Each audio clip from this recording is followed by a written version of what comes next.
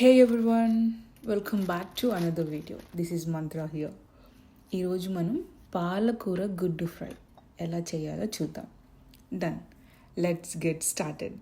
ఒక చిన్న కథతో స్టార్ట్ చేసేద్దాం, ఓకేనా? ఒకరోజు చిన్న విలేజ్లో ఫ్రెష్గా ఉన్న పాలకూర చాలా ప్రౌడ్గా ఉండేది. నాలో వైటమిన్స్ ఉన్నాయి, ఐరన్, స్ట్రెంగ్త్ అన్నీ ఉన్నాయి, నేను సూపర్ హెల్దీ అని అనుకునేది. పక్కనే ఫ్రిడ్జ్లో ఒక గుడ్డు, ఎగ్ సైలెంట్గా ఉండేది. హెల్దీ అంటే నేను కూడా ప్రోటీన్ కింగ్నే కదా అని గుడ్డు కూడా చాలా కాన్ఫిడెంట్గా అనుకునేది.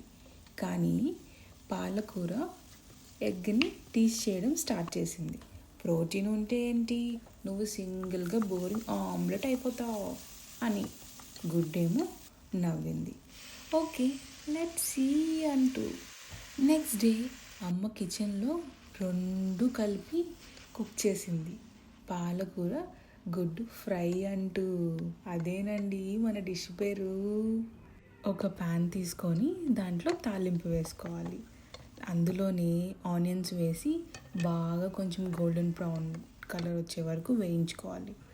అందులోనే మనం వాష్ చేసి పెట్టుకున్న పాలకూరని వేసి బాగా వేయించుకోవాలి. దాంట్లో ఉన్న వాటర్ అన్నీ ఎవాపరేట్ అవ్వాలి. ఎవాపరేట్ అవ్వకపోతే మీకు చేదు వచ్చేస్తుంది. చేదు వస్తే కర్రీ ఏమో స్పాయిల్ అయిపోతుంది. ఆ వాటర్ అంతా ఎవాపరేట్ అయిన తర్వాత మీరు గుడ్డు క్రాక్ చేసి దాంట్లో వేసుకోవాలి.